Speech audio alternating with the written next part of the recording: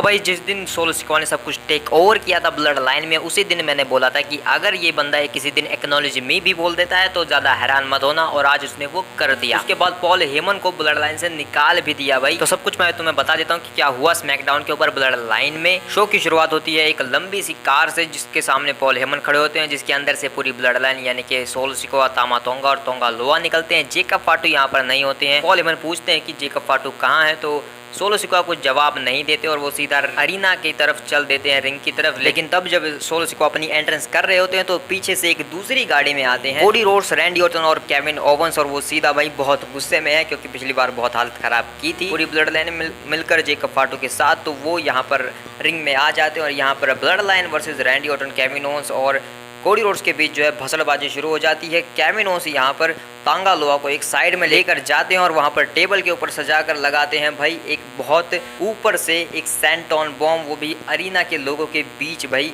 Audience के बीच वहाँ पर। और ये सारी भसड़बाजी देखकर निक ऑल्डिस जो है वो सिक्योरिटी गार्ड्स को लेकर आ जाते हैं इन सबको अलग करने के लिए। वो ब्लड लाइन को जो है अलग कर लेते हैं और तो ब्लड लाइन तो यहाँ से चली जाती है, लेकिन रैंडी और केविन ओवेंस और कोडी रोड्स रिंग के अंदर ही होते हैं। निक ऑल्डिस उन्हें कहते हैं कि यहाँ से जाओ। एक सिक्योरिटी गार्ड रिंग के अंदर आता है, लेकिन रैंडी ऑर्टन से कहता है कि देख वहाँ देख। और फिर उसके बाद उस सिक्योरिटी गार्ड को मिलती है एक RKO, जिसके बाद सिक्योरिटी गार्ड्स के साथ भी यहाँ पर ब्रॉल स्टार्ट हो जाता है। केविन ओवेंस, रैंडी ऑर्टन और कोडी रोड्स का।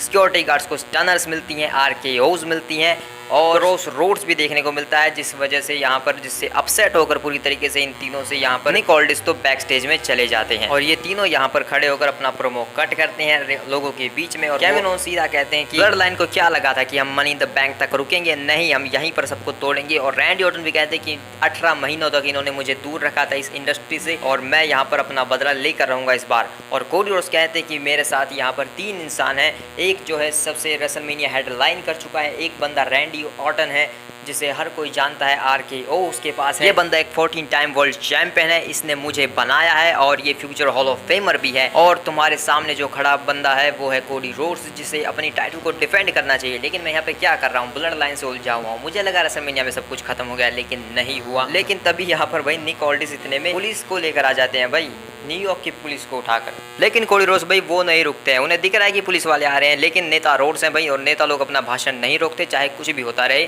तो वो सीधा कह देते हैं सोलो तू चाहे जो भी हो, तू हेड ऑफ द टेबल बन, ट्राइबल चीफ बन, या फिर किसी को इम्पोसर को लेकर आपने उस अपने टोंगन्स को लेकर आ, किसी को भी लेकर आ, लेकिन तू नहीं बचेगा मनी इन द बैंक में, हम तेरी धज्जियाँ उड़ा देंगे जैसे पुराने हेड ऑफ द टेबल की उड़ाई थी। इसके बाद निक ऑल्डिस कहते हैं कि हो गया तुम्हारा, अब चलो निकलो यहाँ से। और पुलिस वालों की वजह से यहाँ पर जो है रैंडी ऑर्टन, केविन ओवेंस और कोडी रोड्स जो है बैक स्टेज चले जाते हैं और निक ऑल्डिस उन्हें कार में बिठाकर कहते हैं कि अपने घर चले जाओ, सीधा यहाँ पर दिखना भी मत। तो यहाँ पर भाई इन तीनों को तो भेज दिया और इनकी वजह से जो एक्नॉलेजमेंट सेरेमनी थी वो शिफ्ट हो गई मेन इवेंट में। तो बहुत तगड़ी शुरुआत देखने को मिलती है हमें स्मैकडाउन की। इसके बाद ये सारी बातें जो है सोलो सिकोआ को बताते हैं पॉल हेमन की, उन तीनों को जो है यहाँ से मैडिसन स्क्वायर गार्डन से निकाल दिया है निक ऑल्डिस ने। लेकिन तुम्हारा वॉइस मैन होने के नाते मैं तुमसे पूछना चाहूँगा कि आज हम कर क्या रहे हैं और जेकब फाटू आज यहाँ पर है या नहीं। तो सोलो सिकोआ कहते हैं कि देखो तुम वाइस मैन हो मेरे, मुझे तुम्हारी बात सुननी चाहिए। और रही बात जेकब फाटू की, तो वो फिलहाल तो यहाँ पर नहीं है। और बाकी आज हम क्या करने वाले हैं, तो हम आज सारे फैसले लेने वाले हैं। अब चलो इसके बाद मेन इवेंट में जो है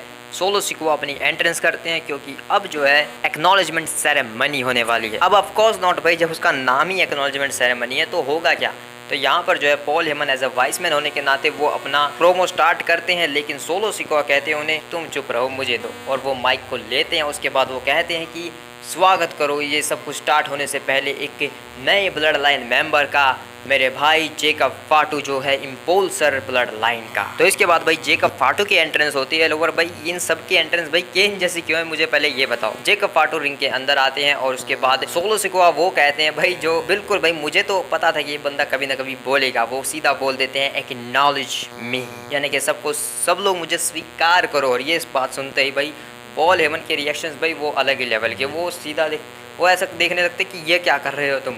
और पूरा अरीना होली शिट होली सक के नारे लगा रहा था सोलो सिकोआ को, लेकिन सोलो सिकोआ भाई अपनी मस्ती में मगन। सोलो सिकोआ तामा तोंगा को आगे बुलाता और उसे कहता है मुझे स्वीकार कर। और फिर तामा तोंगा कहते हैं कि मैं तुमसे बहुत प्यार करता हूँ सोलो सिकोआ, और मैं तुम्हें अपने ट्राइबल चीफ के तौर पर स्वीकार करता हूँ। और इसके बाद वो तोंगा लोआ को भी यही कहने को बोलते हैं और तोंगा लोआ भी कहते हैं हाँ मैं तुमसे बहुत प्यार करता हूँ and I acknowledge you my travel chief. उसके बाद जेकब फाटू भाई, जेकब फाटू का सबसे अलग एक्नॉलेजमेंट था भाई, वो जिस तरीके से बोलते हैं उनमें ऊसो और सोलो सिकवा भाई दोनों वाइब आती हैं भाई। मतलब भाई मेरे कहने का मतलब ये है कि जेकब फाटू में प्योर एंटरटेनमेंट है भाई, वो एंटरटेन करने के लिए ही बना है। और जिस तरीके से वो इस प्रोमो में बोलता है कि मेरे भाई मैं तुझसे बहुत प्यार करता हूँ लाइक जिमी ऊसो भाई, और मैं तुझे एक्नॉलेज भी करता हूँ। और उसके बाद वो झुक भी जाता है। और मतलब भाई सीधे तौर से बताऊँ तो जेकब फाटू जो है वो जिमी ऊसो वाली वाइब दे रहा था बैक पीछे भाई, और उसकी जो ताकत है वो सोलो सिकवा से तो कहीं ज़्यादा है भाई, ऑब्वियसली हम सब जानते हैं। लेकिन इसके बाद जो है सोलो सिकवा सीधे जाते हैं पॉल हेमन के पास और वो पॉल हेमन को बोलते हैं कि तू मुझे स्वीकार कर, और उसे उला फला माला देते हैं भाई निकाल कर कि ये मुझे पहना और मुझे ट्राइबल चीफ बना और ये तेरा आखिरी मौका है, इसके बाद तू सोच ले तेरे साथ क्या हो। तो इसके बाद जो है भाई थोड़े भाई भावुक होकर यहाँ पर पॉल हेमन उसके बाद अपनी उला फला को वो खोलते हैं और फिर सोलो सिकवा को कहते हैं कि मैं आपको अपने ट्राइबल चीफ के तौर पर मैं आपको बहुत प्यार करता हूं और मैं तुम्हें अपने ट्राइबल चीफ के तौर पर बिल्कुल भी स्वीकार नहीं करता हूं भाई। और इसके बाद सोलो सिकवा बहुत नाराज़ हो जाते हैं और सीधा एक समॉन स्पाइक लगा देते हैं पॉल हेमन के ऊपर और उसके बाद उसे पूरी तरीके से जेकब फाटू के ऊपर छोड़ देते हैं। जेकब फाटू अपना समॉन ड्रॉप लगाते हैं और पॉल हेमन की धजिया उड़ा देते हैं भाई, और उसके बाद उन्हें घसीट कर जो है रिंग से बाहर लेकर जाते हैं और टेबल के ऊपर भाई तुम ब्लड लाइन हो ठीक है भाई, लेकिन तुम लोग शील्ड बॉम्ब क्यों मारते हो मुझे ये समझ नहीं आता। और यहाँ पर एक शील्ड बॉम्ब हमें देखने को मिलता है जेकब फाटू और टोंगियंस की तरफ से, और वो यहाँ पर पूरी तरीके से डिस्ट्रॉय कर देते हैं पॉल हेमन को। काफ़ी लोगों का कहना है कि पॉल हेमन तो मर गया भाई आज के बाद तो, लेकिन इसके बाद जेकब फाटू जो है उला फला पहनाते हैं हमारे नए ट्राइबल चीफ सोलो सिकोवा को, जो कि वो अपने आप को समझता है लेकिन वो है नहीं, क्योंकि एक नया ट्राइबल चीफ बनने के लिए तुम्हें एक मैच लड़ना होता है पुराने ट्राइबल चीफ से, और उसे हराने के बाद सारे जब हाई चीफ्स आकर तुम्हें माला पहनाते हैं उसके बाद तुम ट्राइबल चीफ बनते हो भाई। और इसीलिए सोलो सिकवा भाई अभी तक सिर्फ नाम का ट्राइबल चीफ है, वो किसी काम का ट्राइबल चीफ नहीं है। तो अब तो भाई उसी दिन का वेट है, क्योंकि पूरी जो ब्लड लाइन है उसे पूरी तरीके से रिप्लेस कर दिया भाई, पॉल हेमन तक को हटा दिया है, वाइस मैन भी नहीं है पुराने वाला। तो इसका मतलब भाई अब इस सोलो सिकवा की जो नई ब्लड लाइन है इसमें सिर्फ दो ही बंदों की कमी है, वो है भाई एक तो ऑनररी यूस, और अगर सोलो में दिमाग होगा जो कि उसमें नहीं है तो वो भाई ऑनररी यूस को तो नहीं लाना चाहिए अपनी ब्लड लाइन में, क्योंकि सबको पता है कि जब ऑनररी यूस आता है तो उसके बाद ही जो है चीज़ें बिगड़ना स्टार्ट होती हैं। तो इसलिए भाई अगर सोलो के पास थोड़ा बहुत दिमाग है, अगर कोई इसे दे रहा है तो उसे ऑनररी उसकी तरफ तो नहीं जाना चाहिए। और रही बात एक वाइस मैन की, भाई कौन सी ब्लड लाइन होती है जिसमें वाइस मैन ना हो? वो सोलो की ब्लड लाइन हो सकती है, लेकिन बिना वाइस मैन के कोई मज़ा नहीं आएगा भाई किसी ब्लड लाइन में। तो मेरे कहने का मतलब ये है कि भाई जो सोलो सिकवा की ब्लड लाइन है उसे एक और नए पॉल हेमन की ज़रूरत है, यानी कि एक नए वाइस मैन की ज़रूरत है। और अगर मैं अपना दिमाग दौड़ाऊँ तो मुझे सिर्फ एक ही बंदा नज़र आता है पूरे WWE में जो बन सकता है एक नया vice man the blood line का, एक बैड ब्लड लाइन जिसे लोग कहते हैं सोलो सिकोवा की ब्लड लाइन। वो बंदा कोई और नहीं भाई, वो सिर्फ MVP हो सकते हैं, क्योंकि वो उस तरीके से वाइब देते हैं, वो बन सकते हैं वाइस मैन इस बैड ब्लड लाइन के। और उसके बाद भाई सिर्फ उस दिन का इंतज़ार है अब जब पॉल हेमन अपना लेडीज़ एंड जेंटलमैन कहकर अपना रिटर्न करेंगे और वो कहेंगे कि मैं यहाँ पर आया हूँ क्योंकि मैं तुमसे डरता नहीं हूँ, क्योंकि अब मेरे पास वो सब है जिसकी मुझे ज़रूरत है, क्योंकि वो लोग वापस आ चुके हैं जो तुम्हें यहाँ से बाहर निकाल फेंकेंगे।